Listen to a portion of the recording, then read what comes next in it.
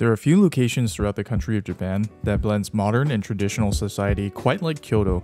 The once former capital of the country is Japan's third largest city today and is not only brimming with culture, but also contains a veritable gold mine of delicious cuisine. Today, we're going to visit a new and trending ramen shop. Welcome to Bubby Eats, Kaidashimen Kitada.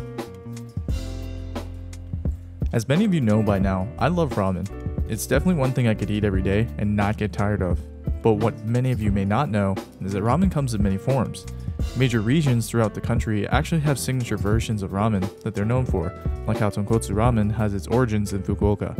Today, ramen chefs are constantly trying to push the envelope and deliver unique twists on the dish, and here at Kaidashimen Kitada, it's all about the fish.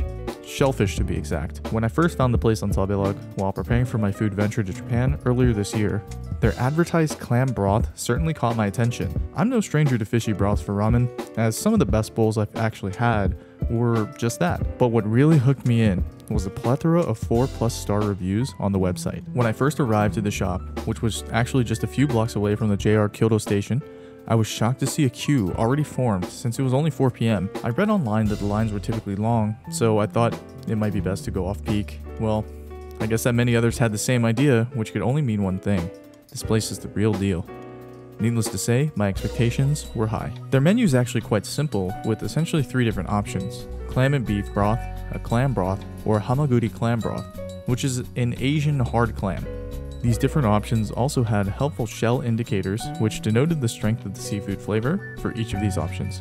Because there isn't much table space, patrons were asked to very quickly order and sit down. So once it was finally our turn to order at the machine, I sort of panicked as my kanji reading comprehension isn't great. But I did manage to order 2 of the recommended options and hastily made my way to the table. Once seated, an employee came by to quickly grab the paper order tickets from the vending machine, and mere minutes later came back to bring out our ramen. The smell from the bowl when it was brought to my face was a delightfully intoxicating aroma. The arrangement of noodles, onions, egg, and meat were pleasing to my inner foodie, and certainly oozed essence of for the gram. But enough of looks, how was the taste? Well, I can say that much like our clam friends, my expectations were thoroughly blown out the water. Before eating here, I didn't think it was possible to pack so much umami into such a clean broth. The clam beef was the perfect amount of fishiness for me. While the hamaguri was excellent, it was a little bit strong. That being said, it's something I would definitely get a craving for every now and then. The noodles were incredible and had the perfect amount of slurpability and chew, which maybe was a result from being made from Hokkaido Yume wheat. The chashu was excellent as well. I will say though that the ramen egg was a little bit disappointing as it was a mixture of hard and soft boiled.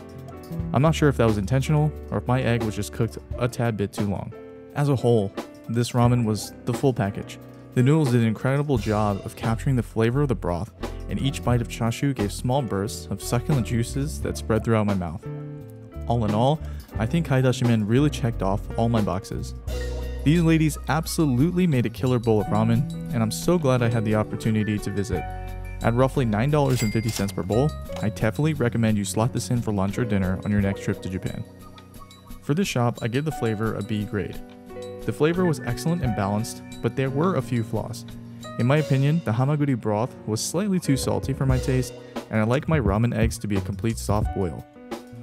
Mouthfeel gets an A, the texture of the noodles and toppings were excellent, and I really had no complaints at all. As for value, it has to be a B as well. While the price at $9.50 was cheap, I have to say the amount of time you have to wait in line, plus a relatively smaller portion size has to drop the rating just a little bit. Overall, we're coming in at an average of a 93%, which means I can rate this restaurant certified Bubs.